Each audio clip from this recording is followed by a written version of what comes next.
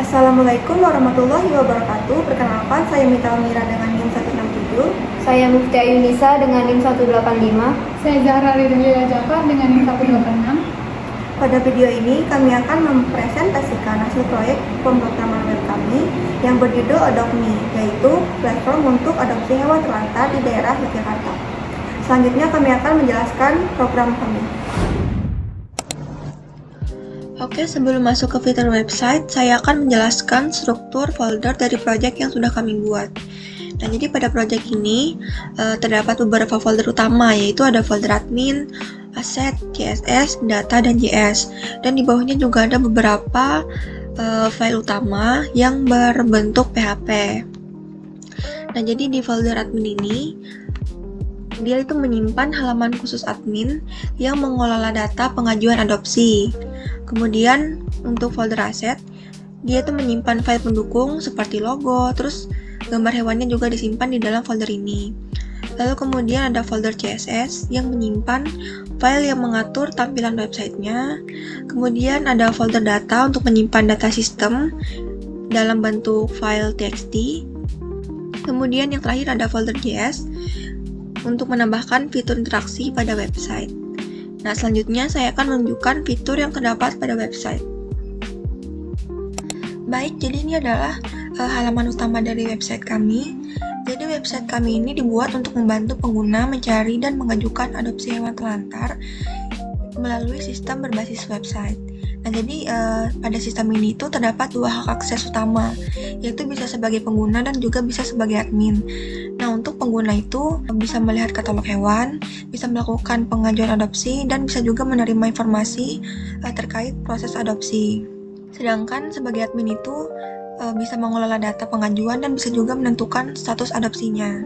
Nah, untuk bagian login sebagai pengguna, kita bisa melalui tombol ini atau bisa juga melalui tombol masuk di atas ini.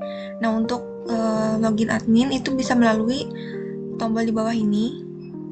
Nah, jadi kita akan coba sebagai pengguna terlebih dulu. Nah, setelah diklik, dia akan masuk ke dalam bagian input untuk email dan passwordnya. Ini untuk login, kita masukkan dulu. Nah, jadi ini sudah masuk ke bagian beranda sebagai pengguna. Nah, setelah pengguna berhasil login, pengguna itu bakal diarahkan ke halaman utama ini yang menampilkan informasi mengenai platform serta daftar hewan yang tersedia untuk diadopsi.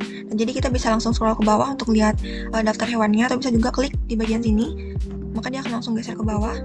Jadi di sini untuk data hewannya kita bisa geser secara manual, bisa cari satu-satu. Kita juga bisa cari berdasarkan kategori hewan. Jadi untuk hewannya kami hanya menyediakan 4 kategori, ada kucing, anjing, hamster, dan kelinci. Kita bisa klik berdasarkan kategori, bisa juga kita cari berdasarkan nama. Nah, lalu kita juga bisa menambahkan hewannya ke dalam favorit. Jadi misalnya kita ingin melihat informasi tentang hewan ini, kita bisa klik lihat detail.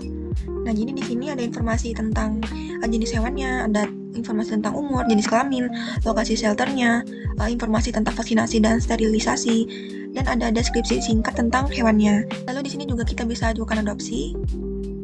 Ini jika pengguna tertarik untuk mengadopsi, pengguna bisa melanjutkan ke fitur pengajuan adopsi di sebelah sini. Selanjutnya saya akan menjelaskan beberapa fitur lanjutan pada sisi pengguna, yaitu fitur favorit, form pengajuan adopsi, dan notifikasi. Pertama, fitur favorit. Pada fitur ini digunakan pengguna untuk menyimpan hewan yang ingin dipertimbangkan sebelum melakukan pengajuan. Data favorit disimpan pada file favorit TXT berdasarkan ID pengguna. Selanjutnya terdapat fitur pengajuan adopsi. Setelah pengguna memilih hewan, pengguna dapat mengisi formulir pengajuan adopsi. Pada halaman ini, pengguna mengisi data seperti nama, email, nomor telepon, alamat, tipe tempat tinggal, dan alasan melakukan adopsi. Sebelum data disimpan, sistem melakukan validasi untuk memastikan data tidak kosong dan nomor telepon hanya berisi angka. Setelah berhasil dikirim, data akan disimpan pada file pengajuan TXT dengan status awal yaitu menunggu. Selain itu, sistem juga memiliki fitur notifikasi. Setelah pengguna mengirim pengajuan, sistem akan membuat notifikasi bahwa pengajuan berhasil dikirim dan sedang menunggu proses. Jika nantinya admin sudah memberikan keputusan, sistem juga akan mengirimkan notifikasi mengenai hasil pengajuan tersebut, baik diterima maupun ditolak. Selanjutnya, saya akan menjelaskan fitur pada halaman admin yang digunakan untuk mengelola proses adopsi. Admin memiliki dashboard khusus untuk mengelola pengajuan yang masuk dari pengguna.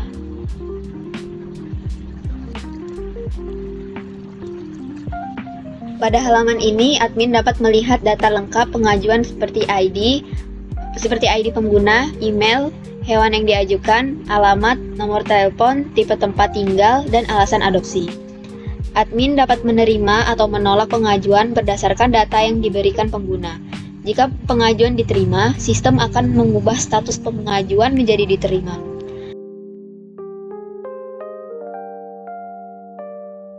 Selain itu, sistem juga akan mengubah status hewan menjadi sudah diadopsi, sehingga hewan tersebut tidak lagi muncul pada katalog pengguna.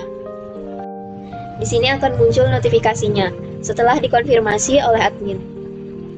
Lalu status di bagian pengajuan saya juga akan berubah menjadi diterima. Dan di sini kalau kita mencari data hewan yang pengajuan adopsinya sudah diterima, maka datanya tidak akan ditemukan, sehingga pengguna tidak bisa mengajukan adopsi berulang ke hewan yang sama.